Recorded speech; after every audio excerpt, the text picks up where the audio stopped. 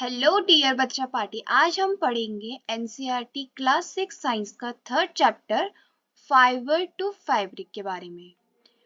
पहली एंड भूजो won the first prize in a science quiz competition held at their school। पहली और जो भूजो है उन्होंने अपने स्कूल में साइंस क्विज में फर्स्ट प्राइज जीता। They were very excited and decided to use the prize money to buy clothes for their parents। अब उन्होंने डिसाइड करा कि अब हम तो क्विज कंपटीशन जीत गए तो अपने पेरेंट्स के लिए कुछ क्लोथ्स खरीदेंगे।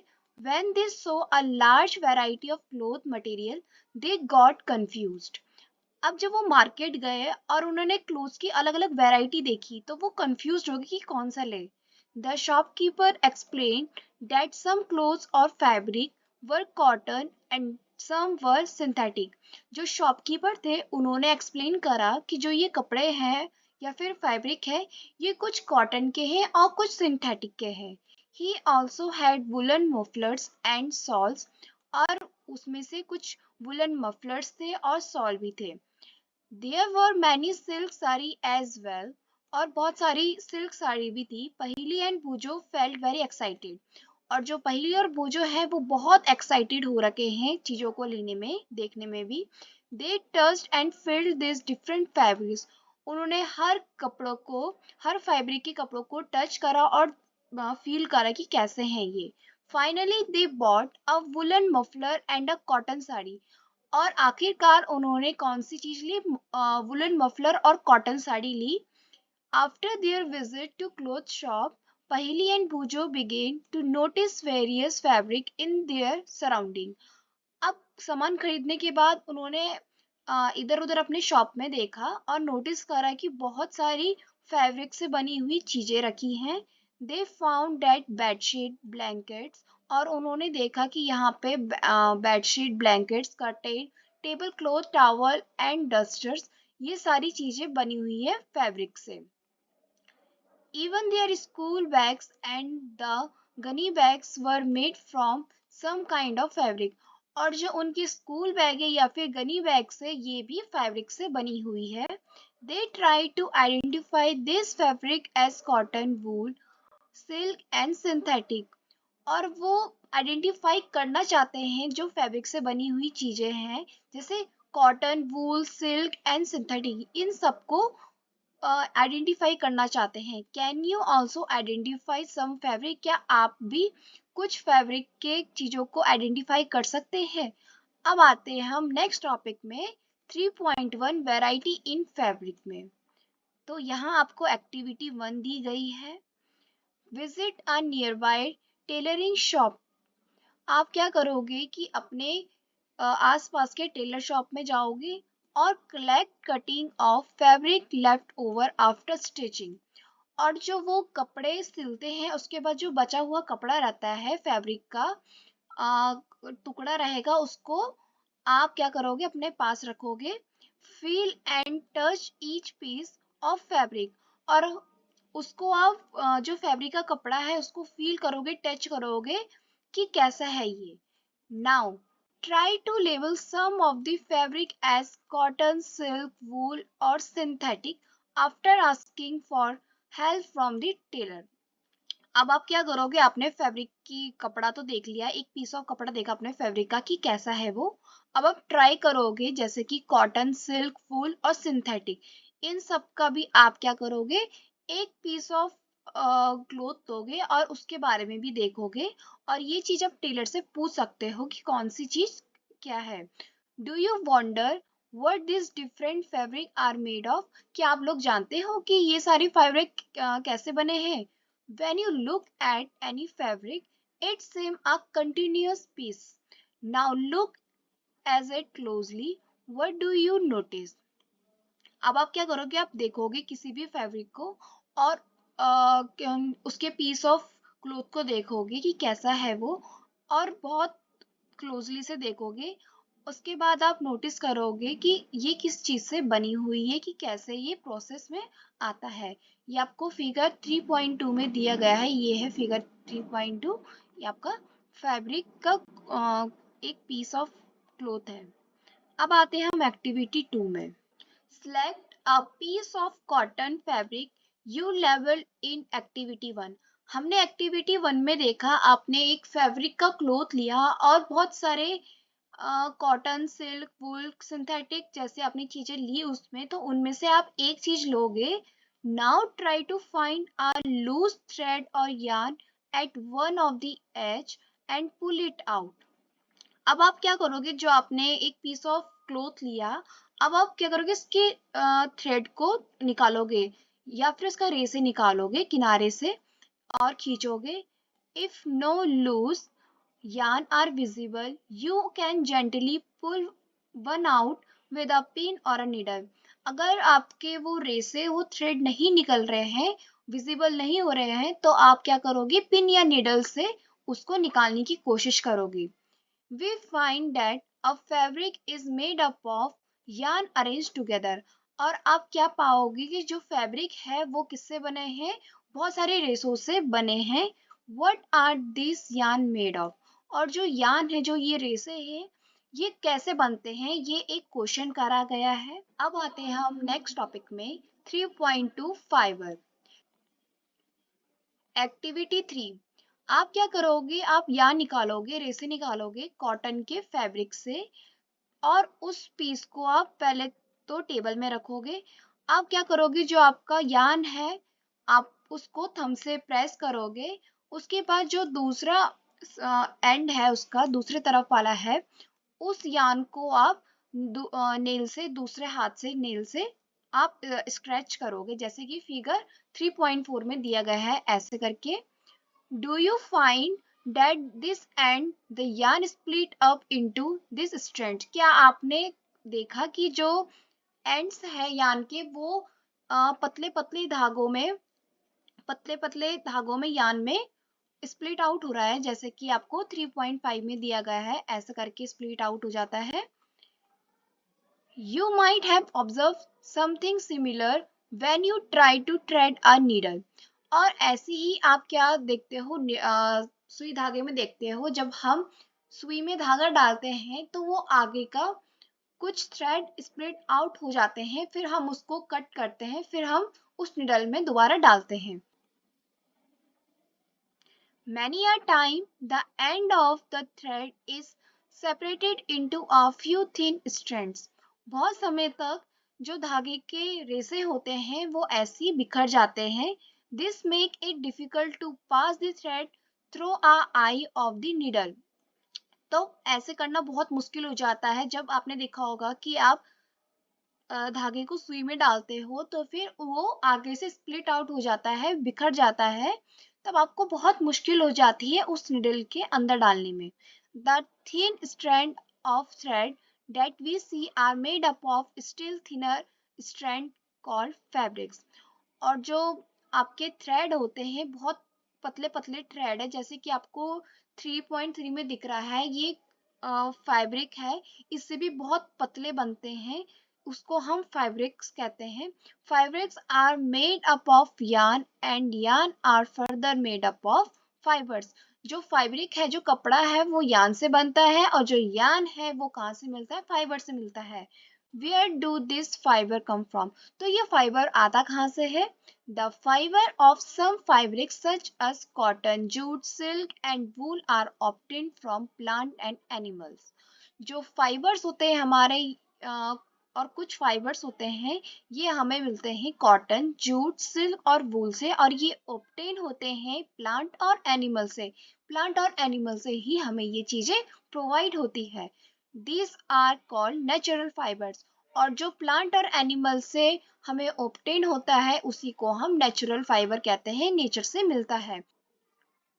Cotton and jute are example of fibres obtain from plant. जो कॉटन और जूट है वो एग्जाम्पल है हमारे फाइबर्स के, और ये ऑब्टेन होते हैं प्लांट से। Wool and silk fibres are obtain from animals. और जो वूल और सिल्क है, उनके जो फाइबर्स होते हैं ये हमें ऑब्टेन होते हैं एनिमल से, इनके ये एग्जाम्पल है। वूल is obtain from the fleece of sheep और गोट। जो वूल है वो हमें कहाँ से मिलता है, शीप और गोट से मिलता है। It is also obtain from the hair of rabbits, yak and camels. और ये हमें ऑब्टेन होते हैं रैबिट, याक और कैमल की हेयर से भी। Silk fibre is drawn from the cocaine of silk worm, और जो सिल्क फाइबर है वो हमें सिल्क वॉर्म के कोकेन से मिलता है। For thousands of years, natural fibers were the only one available for making fibers. हजारों सालों से जो नेचुरल फाइबर है वो अवेलेबल हो रहा है फाइबर्स में। In the last 100 year, 800 fibers are also made from chemical substance। और जो लास्ट 100 years से जो फाइबर है वो किससे बन रहा है? केमिकल सब्सटेंस से बन रहा है, which are not obtained from plant और एनिमल सोर्सेज। और ये चीज जो केमिकल से बन रहा है ये प्लांट और एनिमल से नहीं मिलता है, ये उनकी सोर्स नहीं है। These are called synthetic fibre. और जो केमिकल से बनता है हमारे फाइबर उसको हम कहते हैं सिंथेटिक फाइबर्स। इसके कुछ एग्जाम्पल है सिंथेटिक फाइबर के, जैसे कि पॉलिस्टर, नाइलॉन और एक्रेलिक। अब आते हैं हम नेक्स्ट टॉपिक में 3.3 सम प्लांट्स फाइबर्स। इसमें पहला है cotton. Have you ever made wicks for oil lamps? क्या आपने बत्तियां बनाई हैं, जो आप दिया बाती करते हैं उसकी बत्तियां बनाई हैं? What do you see for making this wicks? तो आप लोग जानो कि ये कैसे बनते हैं, कैसे यूज में आते हैं। This cotton wool is also use for filling mattress, quilts and pillows. जो ये कॉटन वूल्स हैं ये हम गद्दों में, रजाई में और पिलो कवर में भी काम आता है। Take some cotton wool, pull it apart and look at its edges. जो आप कॉटन वूल है उसको क्या करोगे आप खींचोगे उसके एजों से और देखोगे कि कैसे उसके कॉटन वूल्स निकल रहे हैं। What do you observe? क्या आप ऑब्जर्व करोगे निकालने के बाद? The thin strands that you see are made up of cotton fibres. जो उसके पतले पतले रेसे निकलेंगे वो एक कॉटन फाइबर है। Where does this cotton wool come from? तो ये कॉटन वूल कहाँ से आता है? It is grown in the field. जो कॉटन होते हैं आपके वो एक फील्ड में ग्रो होते हैं। Cotton plant are usually grown at place having black soil and warm climate. जो आपके कॉटन प्लांट है वो ग्रो होते हैं ब्लैक सॉइल में और गर्म इलाके में। Can you can you name some states of our country where cotton is grown? क्या आप बता सकते हो कि ऐसी कौन सी स्टेट है जहाँ पे कॉटन ग्रो होता है? तो ये गुजरात है। गुजरात एक गर्म इलाका भी है और वहाँ ब्लैक सॉइल भी पाई जाती है, तो वहाँ इसकी खेती होती है। The fruits of the cotton plant, cotton balls, are about the size of a lemon।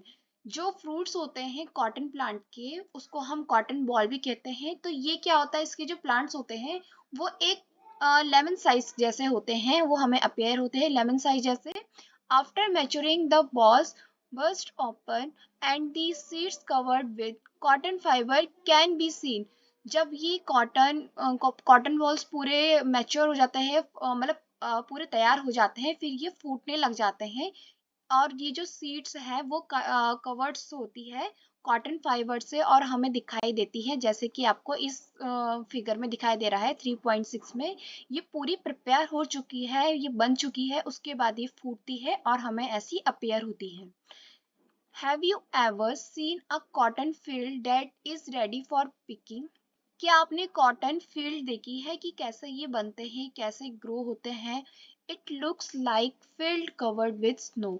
ये ऐसे अपेयर होते हैं जैसे कि स्नो पड़ गई हो, बर्फ पड़ गई हो, जैसे कि आपको फिगर 3.6 में अपेयर हो रहा है। From this balls cotton is usually pick by hand. और जो बॉल्स होते हैं, कॉटन बॉल्स होती हैं, वो यूजली हाथ से तोड़ी जाती है। Fibres are then separated from the seeds by combing. जब हम कॉटन को प्रिपेयर करते हैं ठीक से तब हम इसमें कॉम्ब करते हैं कि ये सही तरीके से बैठ जाए। This process is called ginning of cotton, और इसी प्रोसेस को हम गिनिंग ऑफ कॉटन कहते हैं। Ginning was traditionally done by hand. और जो गिनिंग है वो ट्रेडिशनली हाथ से बनी जाती है, जैसे कि आपको फिगर 3.7 में दिखाई दे रहा है। ये है 3.7 और ये कॉम्ब कर रहा है उस कॉटन में। These days machine are also used by ginning, और आजकल के दिन में ये गिनिंग मशीन से भी करी जाती है। अब आते हैं हम जूट के बारे में। Jute fibre is obtain from the stem of the jute plant. जो जूट फाइबर होता है वो हमें जूट प्लांट की स्टेम से प्रोवाइड होता है, जैसे कि फिगर 3.8 दिया गया है। ये आपका एक जूट प्लांट है, इससे आपको जूट फाइबर प्रोवाइड होता है। It is cultivated during the rainy season, और इसको रेनी सीजन के दौरान बनाया जाता है। In India jute is mainly grown in West Bengal, Bihar and Assam. हमारे इंडिया में जो जूट है वो मेनली ग्रो होते हैं वेस्ट बंगाल, बिहार और आसाम में। The jute plant is normally harvested when it is at flowering stage. जो जूट प्लांट होता है वो नॉर्मली हार्वेस्टेड होता है, काटा जाता है जब वो फ्लावरिंग के स्टेज में रहता है। The stem of the harvested plant are immersed in water for a few days. जो उसकी स्टेम होती है जूट प्लांट की, वो एक हार्वेस्टेड प्लांट तो होता है, और इसको हम कुछ दिनों के लिए वाटर में छोड़ देते हैं। The stem root and fibre are separated by hand. जो इसकी रूट है या फाइबर है उसको हम हाथ से सेपरेट करते हैं। उसके बाद जैसे कि इसमें दिया गया है आपको 3.9 में, to make fabric all these fibers are first converted into yarn। जो जितने भी आपके फाइबर्स होते हैं वो कैसे बनते हैं, सारे फाइबर्स आपके कन्वर्ट होते हैं पहले यार्न से। हाउ इज डन, और ये कैसे पूरे होते हैं इसके बारे में हम आगे पढ़ेंगे। 3.4 spinning cotton yarn. You can try making cotton yarn yourself, और आप इससे खुद ही अपने कॉटन यार्न को बना सकोगे। ये एक्टिविटी 4 दी गई है। Hold some cotton wool in one hand. आप एक हाथ पे कॉटन वूल को होल्ड करोगे। Pin some cotton between the thumb and forefinger of the other hand, और उसके बाद आप पिंच करोगे उसको, कॉटन को थंब में और फोर फिंगर में। Now gently start pulling out the cotton while continuously twisting the fiber, figure 3.9। अब क्या करोगे, आपने थंब और जब फोर फिंगर के बीच में उस कॉटन को रख दिया और खींच रहे हो, उसके बाद आप देखोगे कि कंटिन्यूसली वो ट्विस्ट हो रहा है, घूम रहा है फाइबर, जैसे कि फिगर 3.9 में दिया गया है। ऐसे करके पकड़ोगे आप, उसके बाद वो घूमता रहेगा, ट्विस्ट होता रहेगा। Are you able to make a yarn, क्या आप एबल हो यार्न बनाने के लिए। The process of making yarn from fibre is called spinning. जो इसकी प्रोसेस होती है यार्न बनने की, उसको हम स्पिनिंग कहते हैं। In this process fibres from a mass of cotton wool and drawn out and twisted. जो इसकी प्रोसेस होती है फाइबर की, वो क्या होता है, कॉटन वूल से तो पूरा मास किया जाता है, उसके बाद वो ट्विस्टेड होता रहता है। This bring the fibre together to form yarn. और ये जो फाइबर है वो कहाँ से मिलता है, यार्न से मिलता है। A simple device used for spinning is a hand spindle, also called takli. Figure 3.10, आपको फिगर 3.10 दिया गया है, इसको हम तकली कहते हैं। ये एक डिवाइस होता है जिससे हम स्पिनिंग करते हैं। Another hand operated device used for spinning is चरखा, फिगर 3.11। और जो दूसरे हाथ में डिवाइस होता है, ऑपरेटेड होता है, जिससे स्पिनिंग की जाती है, उसको हम चरखा कहते हैं, जैसे कि फिगर 3.11 में दिया गया है। ये आपको चरखा दिया गया है, इसी से स्पिनिंग होती है। Use a charkha was popularized by Mahatma Gandhi as part of the independence movement. और जो चरखा है, कि आपको पता है ये इतना पॉपुलर क्यों हुआ, क्योंकि जो हमारे महात्मा गांधी जी थे, उन्होंने वो भी क्या करते थे, इसी चरखा का यूज करते थे, और ये एक पार्ट है इंडिपेंडेंस मूवमेंट का। He encouraged people to wear cloth made of homespun yarn termed as khadi and some imported cloth made in the mill of Britain। जो महात्मा गांधी जी थे, उन्होंने प्रोत्साहित करा लोगों को कि आप क्या करो, खादी के कपड़े पहनो, और जो ब्रिटेन से कपड़े आते हैं उनसे दूर ही रहो। Spinning of yarn of a large scale is done with the help of spinning machine. जो इसके रेसे हैं वो किससे बने जाते हैं, किसके हेल्प से कंप्लीट होते हैं, स्पाइनिंग मशीन से। After spinning yarn are use to making fibres. और स्पाइनिंग होने के बाद इसी रेशे से एक फाइबर बनता है। Now the next is 3.5 yarn to fabric। अब yarn से fabric कैसे होता है? There are many ways by which fabrics are made from yarns। बहुत सारे ऐसे तरीके हैं फाइबर्स के जिनसे yarn बनता है, और ऐसे दो मेन प्रोसेस है, वीविंग एंड नीटिंग। इन दोनों प्रोसेस को हम बुनाई ही कहते हैं। पहले है weaving. In activity 2, you might have noticed that a fiber is made up of two sets of yarn arranged together। आपने एक्टिविटी 2 में देखा था, आपने नोटिस करा होगा जो फैब्रिक है वो क्या है, यान से बना हुआ है, उनकी अरेंजमेंट यान से हुई है। The process of arranging two sets of yarn together to make fabric is called weaving. और जो वो प्रोसेस है, उसकी जो अरेंजमेंट हो रही है कि यान यान से जो बना है उसी फैब्रिक को हम कहते हैं weaving. Let's see try to weave some paper strip. और हम अब इसको एक एग्जांपल के तौर में लेंगे, एक पेपर स्ट्रिप के तौर में, जैसे कि एक्टिविटी 5 में दिया गया है। Take two sheet of paper of different colour. आप क्या करोगे, दो शीट के पेपर लोगे अलग अलग कलर के। Cut square piece of length and width equal 30 centimetre from each sheet. और अब उसको आप उसकी लेंथ और विड्थ के हिसाब से काटोगे 30 centimetre. Now fold both the sheet into half. अब आप क्या करोगे, उन दोनों को फोल्ड करोगे, शीट को और हाफ हाफ में फोल्ड करोगे। On one sheet drawn line as shown in the figure 3.12a। और आप उसके बाद क्या करोगे कि जो शीट है, जो शीट दी गई है उसमें एक लाइन ड्रॉ करोगे, जैसे कि आपको फिगर 3.12a में दिया गया है ऐसे करके। And one on the other as shown in figure 3.12b। और दूसरी तरफ आपको बी पार्ट भी दिया गया है, उसमें भी आप ऐसी लाइनिंग करोगे। Cut both the sheet along the dotted line and then fold it। अब आप क्या करोगे, उसको कट करोगे, दोनों शीट को उसमें डॉटेड लाइन करोगे, उसके बाद फोल्ड कर दोगे फिर से। Weave the strip one by one through the cut in the sheet of paper as shown in figure 3.12c, 3.12d। Shown the pattern after weaving all the strips। अब आप क्या करोगे, जैसे कि आपको ऊपर देखोगे 3.12c और d में एक फिगर दिया गया है, उसमें क्या दिखाया गया है कि जो पेपर है उनको कट करने के बाद आप प्रॉपर कट करोगे, जो आपने लाइनिंग खींची थी डॉटेड करा था उसको आप प्रॉपर कट करोगे। उसके बाद आप इसी पैटर्न के हिसाब से डाल दोगे, जैसे कि ये दिखाई दे रहा है आपको सी में कि ये लाइन वाइज लाइन काटी गई है, फिर उसको उसके अंदर डाला जा रहा है। इसी को हम वेविंग कहते हैं। In similar manner two sheet of yarn are woven to make a fabric. और इसी तरह से आप क्या करोगे कि आप फैब्रिक की चीजें बनाओगे। The yarns are much thinner than our paper strips. Of course weaving of fabric is done by looms, figure 3.13।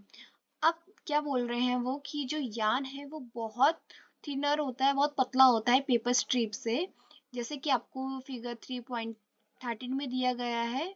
और इसको बनाया जाता है लूम से।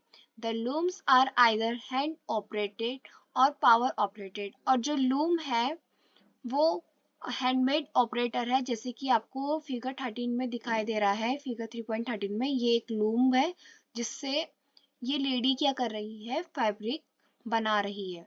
अब आता है next, knitting.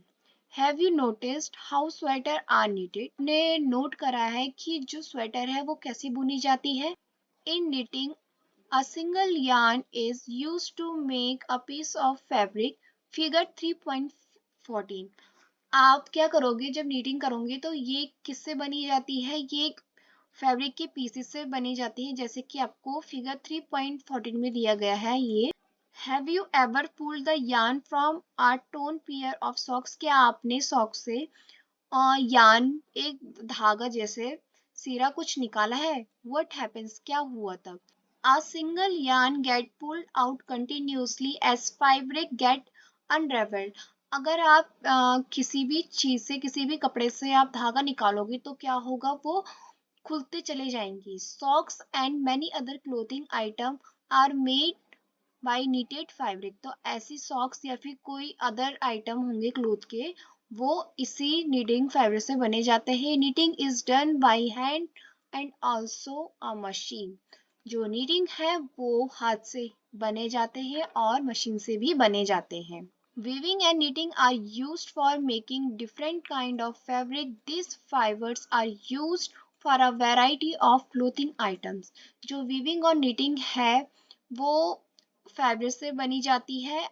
These fiber are used for variety of cloth item और यही फाइबर अलग अलग क्लोथ की वैरायटी को बताता है। अब आते हैं हम next 3.6 history of clothing material. Have you ever wondered what materials people used in ancient time for clothes? क्या आप लोग जानते हो कि जो पहले के लोग हैं वो क्लोथ कैसे बनाते थे, किस मटेरियल से बनाते थे? It appears that in those time people used the bark of big leaves of tree or animal skin and furs to cover themselves. जो पहले के लोग थे उनके पास ऐसी चीजें कपड़े तो होती नहीं थी, तो वो क्या करते थे कि पत्ते पहनते थे या फिर एनिमल की स्किन्स लगाते थे अपनी बॉडी में। After people begin to settle in agriculture communities they learn to weave twigs and grass into mat and baskets। उन्होंने क्या करा, जो पहले के लोग थे जब वो एग्रीकल्चर कम्युनिटी में बसने लग गए तब उन्होंने बुनाई, ग्रासिंग, मैट्स, बास्केट ये सारी चीजें बनाना सीखा। वाइन्स एनिमल फ्लेंस और hair were to stay together into long strand. जो लताएं हैं या फिर एनिमल्स के खून या हेयर है उनको ट्विस्ट करके उनसे लंबे धागे बनाए जाते थे। These are woven into fabric और फिर उनको कपड़ों में बुना जाता था। The early Indians wove fabric made out of cotton and grew in the region near in the river Ganga. जो पहले के इंडियंस थे वो क्या करते थे, फैब्रिक की चीजें तो पहनते थे, ये कहाँ ग्रो होती थी, ये गंगा रिवर के सामने ही ग्रो होती थी। Flash is also a plant that gives natural fibers। Natural fibres देने वाला एक प्लांट फ्लैक्स भी है। एंशिएंट टाइम में इजिप्ट में जो कॉटन और फ्लैश है उनको नाइल रिवर के किनारे उगाया जाता था और उन्हीं से कपड़ों की फाइबर्स बने जाते थे। उस समय के दिन जो पहले के लोग थे वो स्टिचिंग के बारे में इतना नहीं जानते थे, तो वो जो लोग थे वो फैब्रिक अपने चारों तरफ बॉडी पार्ट्स में सिर्फ लपेट लेते थे। Many different way of draping fibre are used. बहुत सारे डिफरेंट डिफरेंट वेज है जिससे वो उस फाइबर को ड्रेप करते थे अपनी बॉडी में। With the invention of the sewing needle people started stitching fabric to make cloth. जब इन्वेंशन हुआ नीडल्स का, धागों का, तो इन्होंने क्या करा, अब ये स्टार्ट करने लग गए स्टिचिंग को और फिर फाइबर से ये क्लोथ बनाने लग गए। Stitch cloth have gone through many variation since in this invention. और इसी इन्वेंशन से बहुत सारे क्लोथ्स बनने स्टार्ट हो गए थे। But is it not amazing that even today sari, dhoti, lungi और turban is used an unstitched piece of fabric. लेकिन ये अमेजिंग नहीं है कि आज के जो दिन में साड़ी, धोती, लुंगी या टर्बन बन रहा है वो बिना स्टिचेस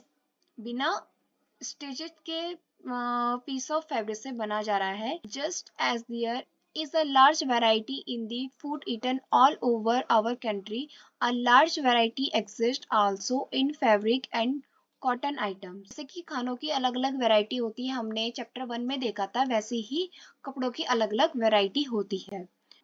तो नीचे एक टेबल दी गई है, डायग्राम दिया गया है, जो हमने ऊपर पढ़ा वो एक शॉर्ट समरी दी गई है। जो कॉटन रोल है उससे फाइबर किस प्रोसेस से बनाया जाता है, गिनिंग से बनाया जाता है। जो फाइबर है उससे यान कैसे बनता है, स्पाइनिंग से बनता है। और यान से फैब्रिक कैसे बनता है, नीटिंग और विविंग के प्रोसेस से बनाया जाता है। तो ये चैप्टर यही कंप्लीट होता है। आई होप आप सबको ये चैप्टर समझ आया होगा। आज के लिए इतना ही। Thank you.